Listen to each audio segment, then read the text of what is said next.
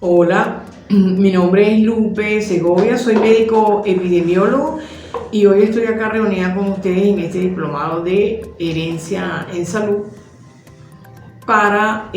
conversar con ustedes en relación a las enfermedades crónicas no transmisibles.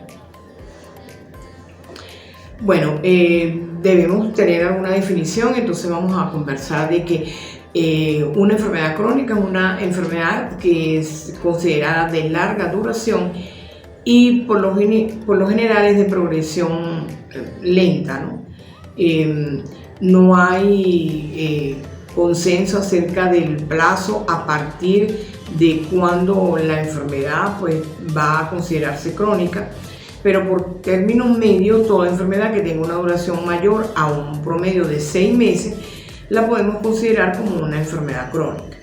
Estas enfermedades crónicas no se distribuyen al azar, sino que se ven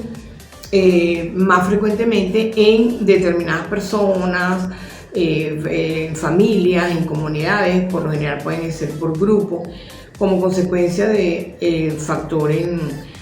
ambientales que van a interactuar en ese perfil genético y tienden a ser vulnerables. Hay factores determinantes clave como vienen a ser los hábitos y los estilos de vida que pueden perjudicar en grupos la salud.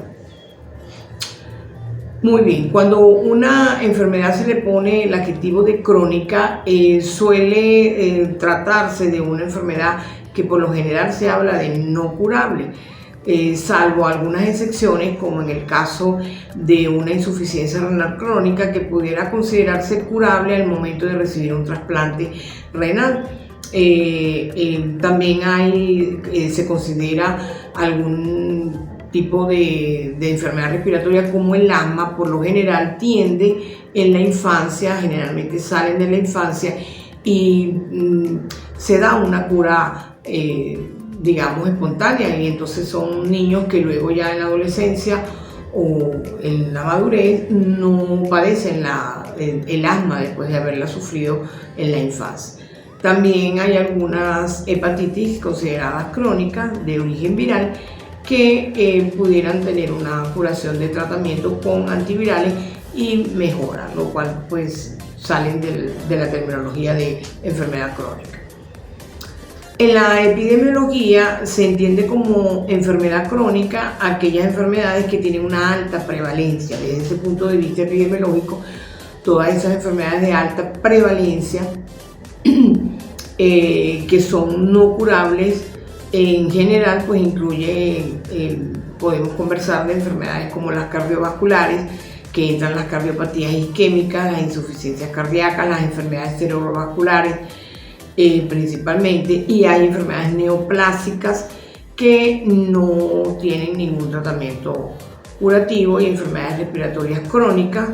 como las enfermedades obstructivas que entran los EVOC, y por supuesto entran los enfisemas que tienden a ser pues ya crónicos porque son obstructivos a nivel pulmonar.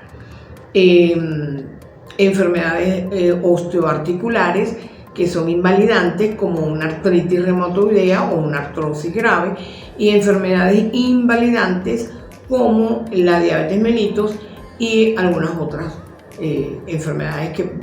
para la salud pues, se consideran invalidantes. Muy bien, en estas enfermedades crónicas que estamos por la Organización Panamericana de la Salud, se utilizan las siglas de NT, que es enfermedad no transmisible. Estas enfermedades, algunas más llamativas, como acabo de mencionar, están las enfermedades cardiovasculares, está el cáncer, que hay diversos cáncer generales y el cáncer infantil, está la diabetes y las enfermedades respiratorias crónicas. Entonces, digamos que pudiéramos conversar de ellas como principales causas de muerte prematura. Se consideran dentro de la región, dentro de las Américas, como una de las más importantes para la discapacidad, y representan prácticamente un 70% de todas las defunciones que se dan en la región. Por eso se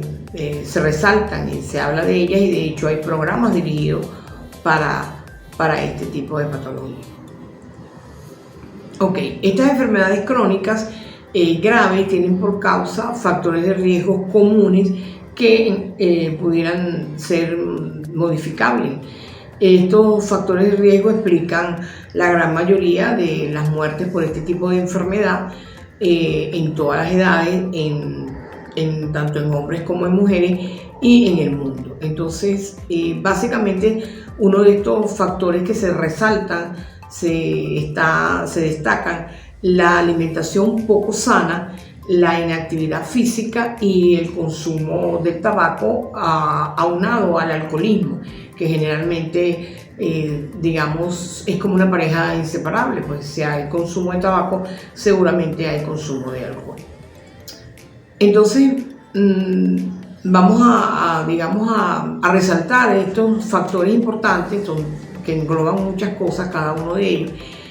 Y en este caso, en la alimentación inadecuada, hay un exceso de alimentos o un equilibrio inadecuado entre los distintos alimentos de consumo, que lógicamente pues llevan a la posibilidad de sufrir enfermedades crónicas, ¿no? Entre ellos pues ahí entra la obesidad, las enfermedades cardiovasculares y la diabetes, que son, digamos, los tres elementos más importantes de los cuales se está haciendo, montando programas y haciendo toda la publicidad necesaria para evitar llegar a este tipo de patología. El elevado consumo de alimentos que se da, pues generalmente son ricos en colesterol, en grasas saturadas, en ácidos grasos, ácidos trans, esas grasas que, bueno, hay una gran publicidad, sobre todo en Estados Unidos, que tiene como en primer lugar la obesidad. Y estas patologías crónicas son de primer orden en estos países de primer mundo. Entonces, lamentablemente, pues, todavía hay una exigencia importante en eso de las comidas rápidas, que tienen todas estas características. Son, en algunos casos, las comidas necesarias para el consumo de la mayoría de los trabajadores, porque no hay tiempo para llegar a la casa, la situación del transporte, todo, y hoy en día pues todo el mundo consume o va a este tipo de comida, ¿no? Entonces es fundamental como factor de riesgo para la incidencia de estas enfermedades. Los malos hábitos alimentarios, que son acciones adquiridas generalmente desde nuestra vida, desde niños, por costumbres familiares, ¿verdad? No comer a las horas indicadas, comer determinados alimentos sin digerir adecuadamente, sino que prácticamente se tragan, ¿no? Y rápidamente el tiempo se consume una bebida azucarada y la persona pues se va porque va al colegio, a la oficina, etc. Entonces todo esto pues lleva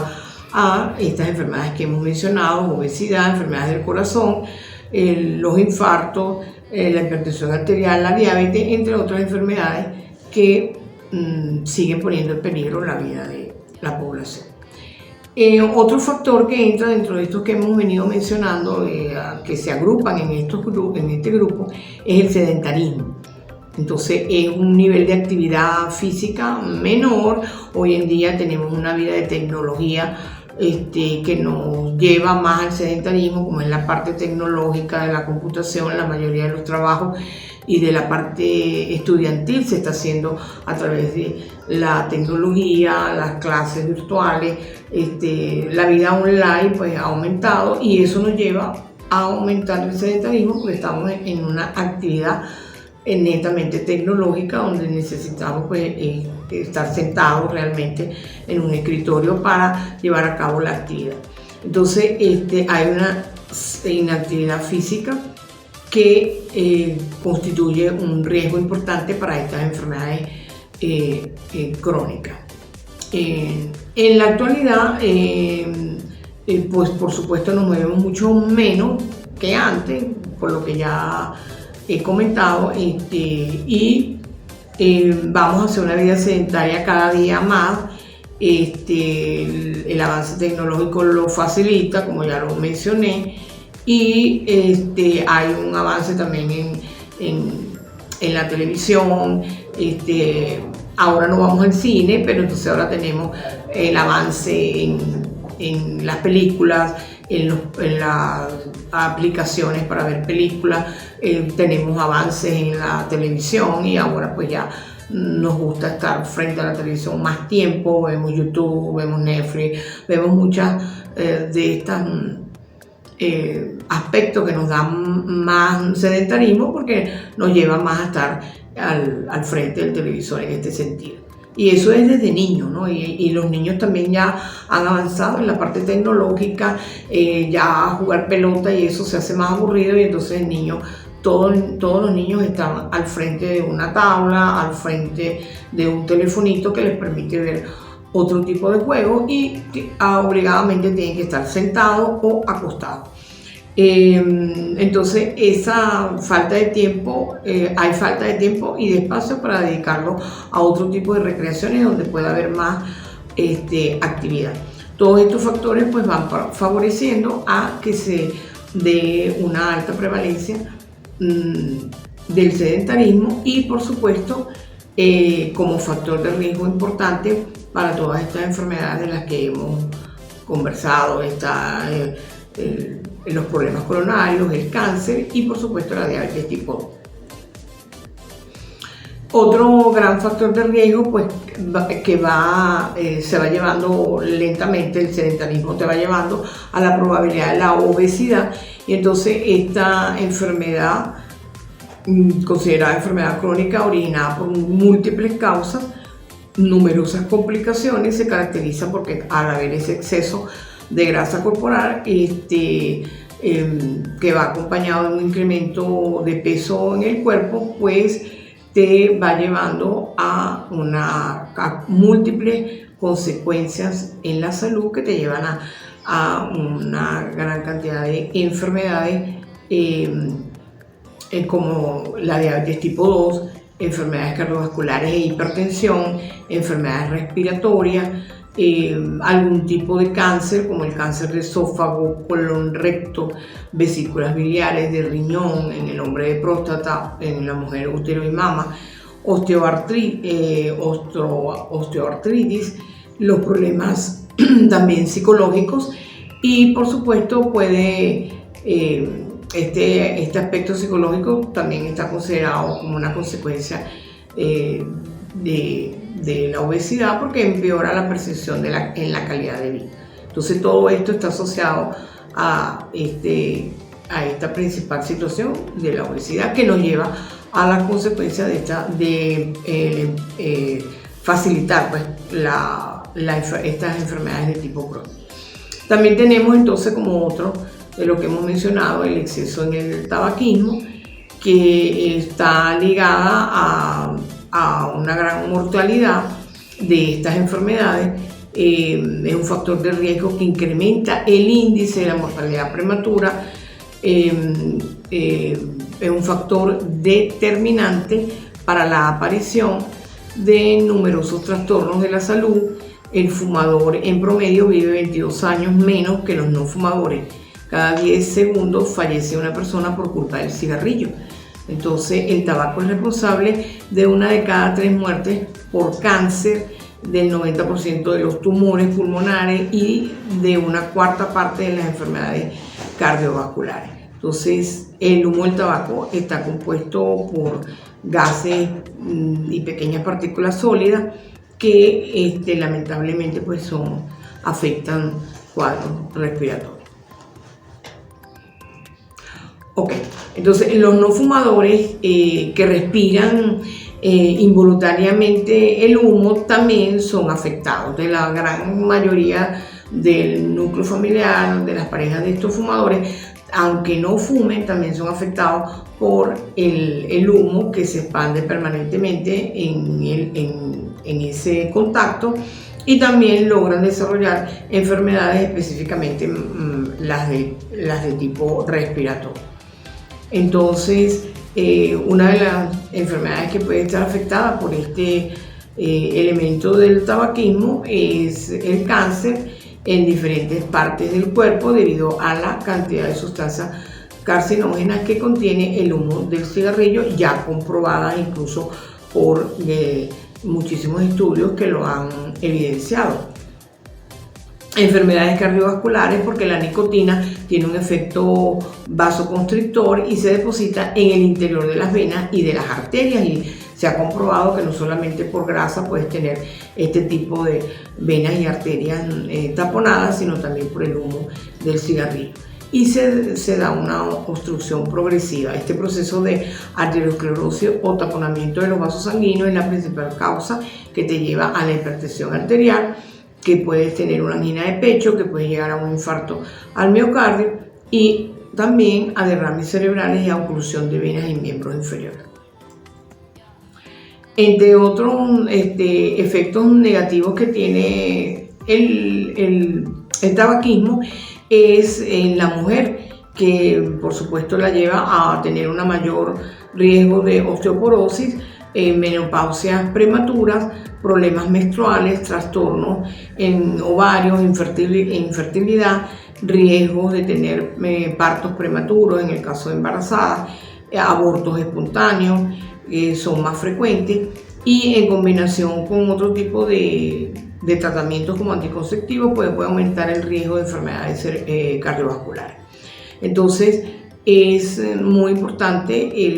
la situación del tabaquismo, porque la afección en la mujer, sobre todo para el embarazo, es bastante peligroso. Todo esto, este elemento y este factor de riesgo del tabaquismo va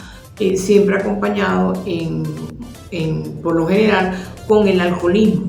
que puede matar también de muchas maneras, y reduce la esperanza de vida de 10 a 12 años. Entonces el alcoholismo también puede dañar el cuerpo de muchas maneras. También es un factor importante para las cardiopatías, acompañadas con la hipertensión arterial. También hay un 75% de cáncer, sobre todo en el esófago, y 50% de cánceres de boca y de garganta que están asociadas con el alcoholismo. La combinación del tabaquismo con el alcohol pues es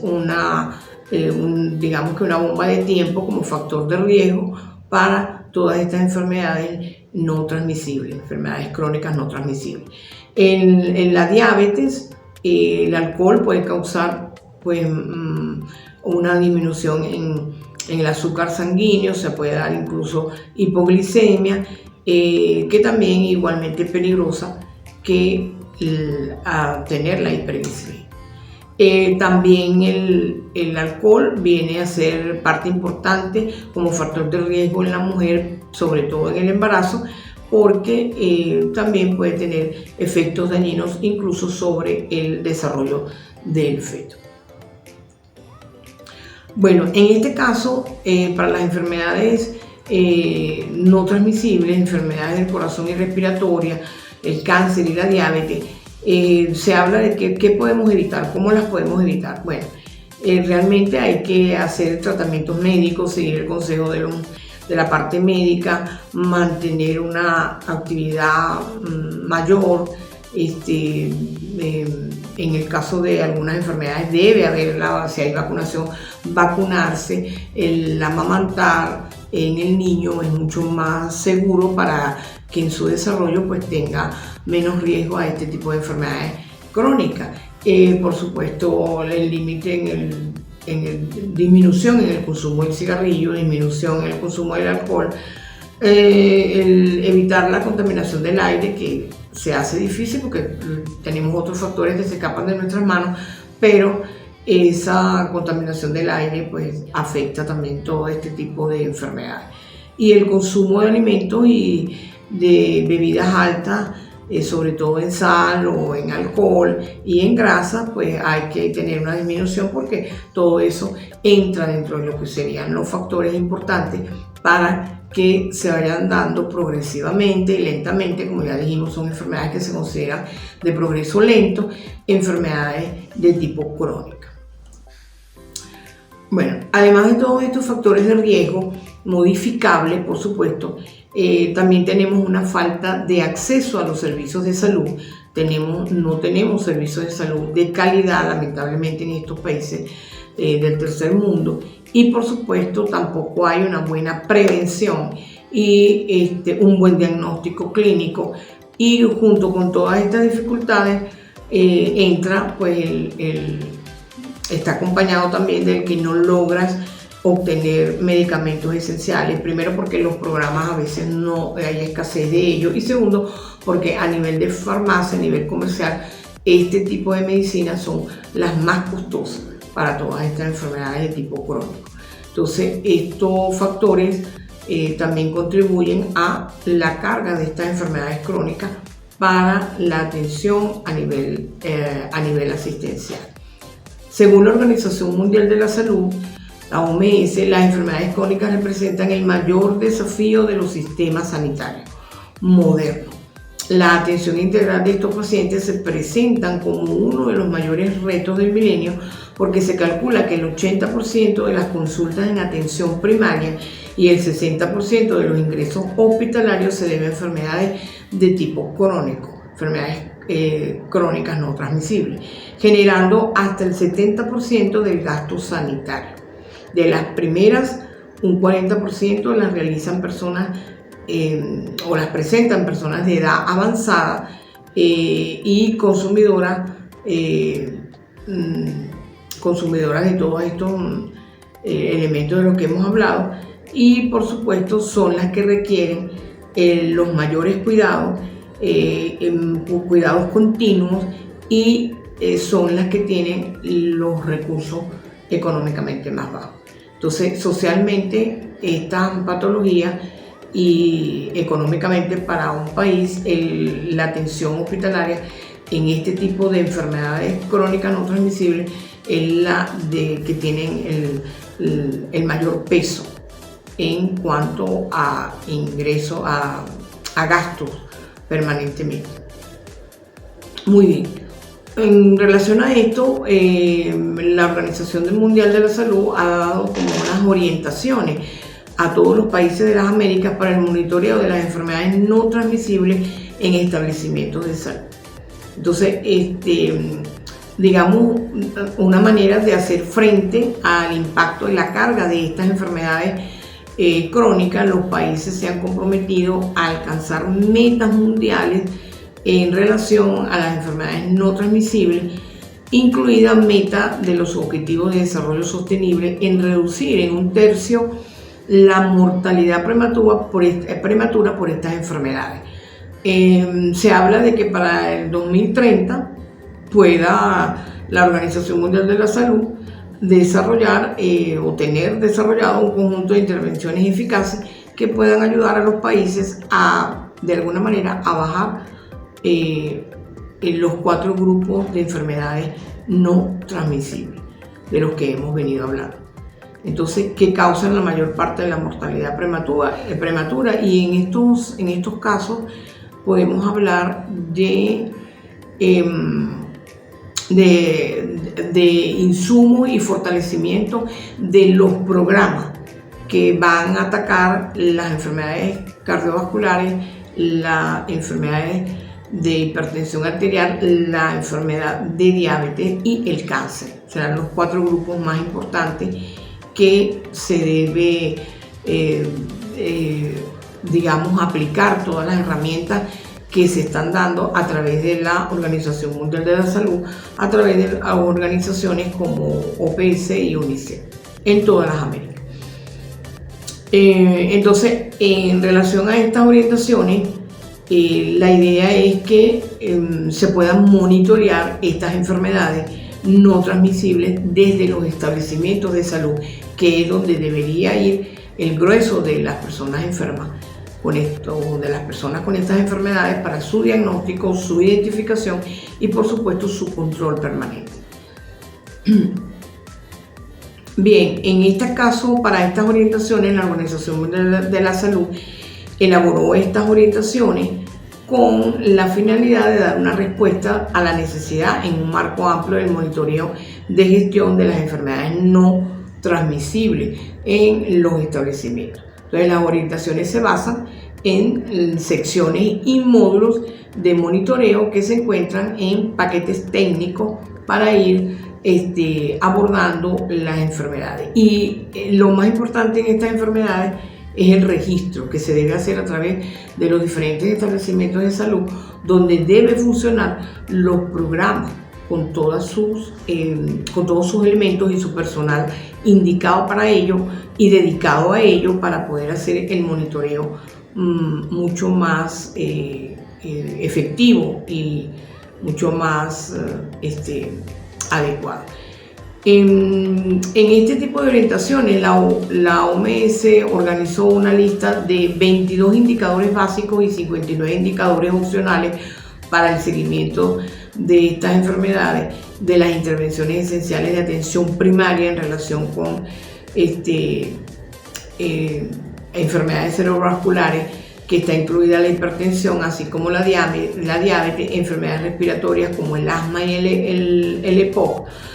el cáncer de mama y el cáncer cervicouterino, así como el cáncer infantil y otro tipo de cáncer en general. Entonces, los grupos en realidad están determinados hacia ese fin de orientación. La fuente de estas medidas para poder calcular estos indicadores es el sistema y el manejo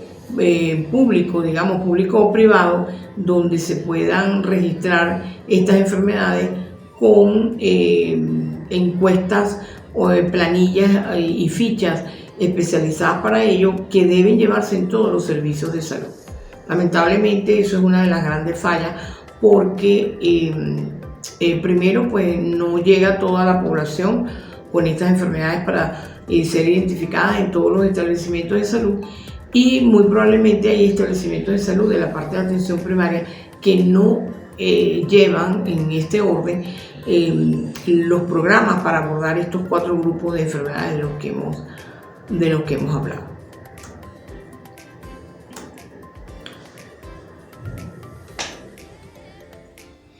Ok,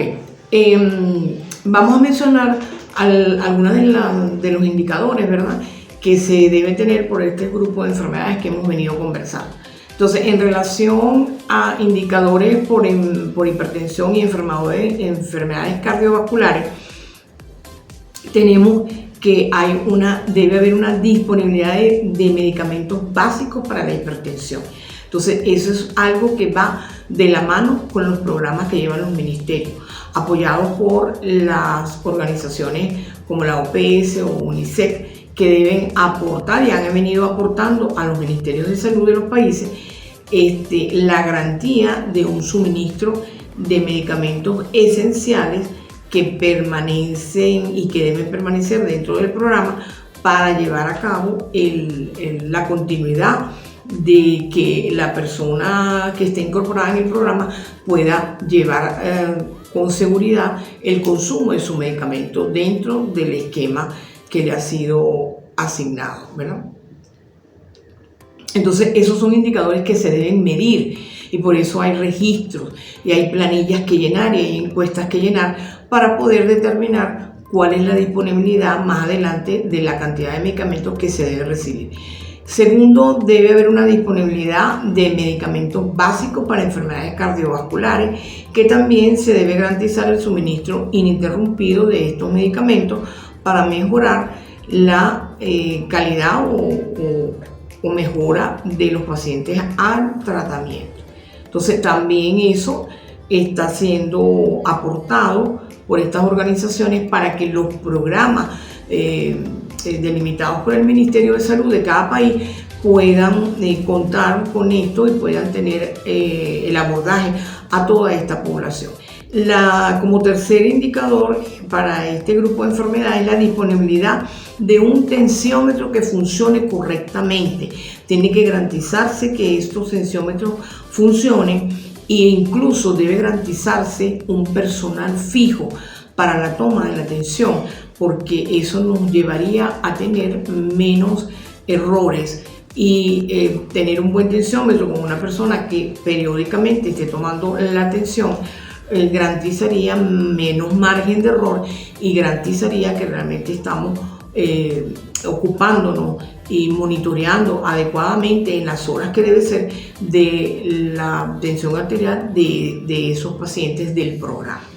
Entonces, ese tipo de instrumentos también se han estado entregando y se entregan a los programas para que todos los centros de salud, desde la parte más local, la atención primaria, hasta los centros hospitalarios, tengan el tensiómetro correctamente.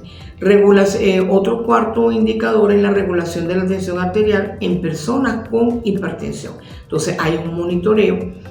porque debe medirse la eficacia de los servicios clínicos para regular la tensión arterial de estos pacientes que vienen siendo tratados con el antihipertensivo. Muy bien. Hay otra enfermedad como la diabetes, en la cual también una de estas orientaciones es disponibilidad del medicamento básico para la diabetes, que es garantizar el suministro ininterrumpido del medicamento esencial para mejorar así la condición de los pacientes con diabetes, y debe proporcionarse que el programa tenga tanto su insulina como la metformina y la sulfonilurea, que son las que corresponden en el programa y que corresponde que todos los pacientes que estén registrados por el programa puedan recibirla con la frecuencia que se debe dar y en el esquema que el médico le ha indicado. Entonces, esto tiene que darse. Un segundo indicador en el caso de la diabetes es la disponibilidad de pruebas de glicemia, y se ha garantizado que los servicios tengan su aparato de medir la glicemia para evaluar el control glicémico permanente de estos pacientes con diabetes. Incluso se les ha otorgado y se les otorga en cantidades suficientes para que toda persona en el programa reciba este tipo de medidor y se pueda medir, y se le enseña cómo medir su glicemia diariamente o semanal para mantener y tener claro cuáles son los problemas que pueden existir para tener una alta en la glicemia y medir al momento de sus comidas que no haya una subida completa de su azúcar. Otro indicador es la disponibilidad de las pruebas de los glucómetros, de la prueba de glucohemoglobina, que se debe garantizar en los servicios, el control glicémico en pacientes con diabetes. O sea que debe proporcionarse a través del laboratorio, realizar este tipo de prueba que te pueda medir el azúcar directamente en sangre. Y otro de los indicadores es el control glicémico, medir la efectividad de los servicios clínicos para las personas con diabetes. La atención que debe ser con el control glicémico en personas con diabetes, ese es otro indicador que pide este grupo de enfermedad de diabetes, tanto tipo 1 como tipo 2, pero en este caso aquí la que se valora con mayor frecuencia es la tipo 2 porque es la crónica en pacientes, digamos, adultos. Otro grupo de enfermedades son las enfermedades respiratorias crónicas, ¿verdad? Entonces, otro de los indicadores básicos para este tipo de enfermedades es la disponibilidad del medicamento, garantizar el medicamento esencial para mejorar, por supuesto, el tratamiento a estos pacientes, y debe garantizarse medicamentos para el asma como oxígeno, otro tipo de nebulizadores inhibidores que se están utilizando, las prednisonas, eliminadores con esteroides. Todo esto se debe garantizar a través del programa, y en el programa se garantizan los inhaladores que se deben también entregar a los pacientes que están registrados o tener en los centros de salud los nebulizadores indicados para el tratamiento con en este caso con esta patología del asma. Debe garantizarse la disponibilidad de tratamiento para las enfermedades obstructivas crónicas como son los EPOC, y también deben garantizarse el oxígeno, nebulizadores, la prednisona oral, las cámaras de inhalación. Todo debe estar concatenado en este tipo de programa. Otro es control del asma, medir la efectividad de los servicios clínicos para la atención de estos pacientes, y por supuesto el otro es el control de la enfermedad pulmonar obstructiva, y se debe medir como otro indicador la eficacia del servicio clínico para controlar el EPOC en los pacientes, en este tipo de pacientes, que es un paciente crónico que debe permanecer con oxígeno permanentemente. Ok, otro grupo de enfermedades es el cáncer. Aquí en el caso del cáncer de mama, hablamos de un indicador que es la evaluación clínica de la mama para el diagnóstico temprano del cáncer de mama, y debe darse en mujeres de entre 30 a 49 años con signos o síntomas que estén asociados a cáncer de mama. Se debe medir, en este caso la medición es el nivel de los servicios de salud mamaria, de los servicios clínicos que se deben dar para este tipo de examen, lo cual ayudaría para que se pueda con tiempo y en momentos tempranos lograr visualizar algún bulto o engrosamiento mamario que nos pueda llevar a una confirmación de este diagnóstico de cáncer. El otro indicador es la evaluación clínica de la mama para el diagnóstico temprano, pero con una detención precoz del cáncer, ¿verdad? Y en este caso, para lograr hacerse el examen tanto preclínico de las lesiones que se puedan encontrar, y lograr hacer la valoración de este tipo de bultos para que se pueda identificar si entra dentro de los casos malignos o no. La educación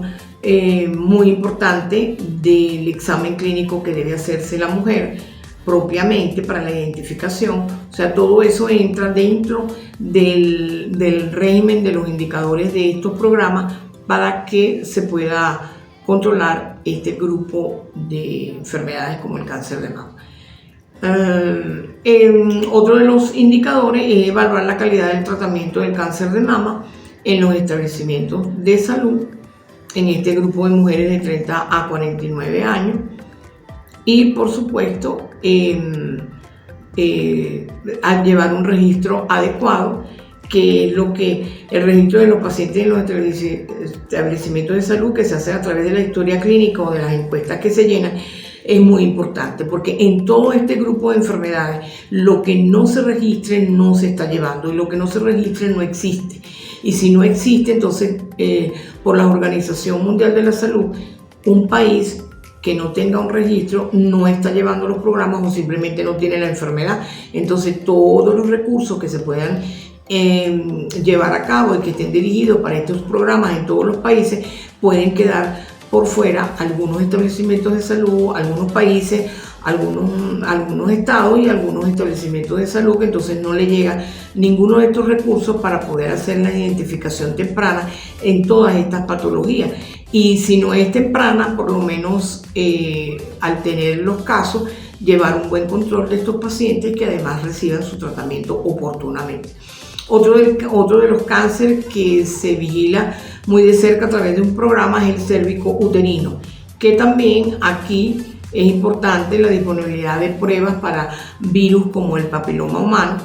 que es uno de los tantos que puede darte en su clase. Muchos de ellos pueden ser cancerígenos.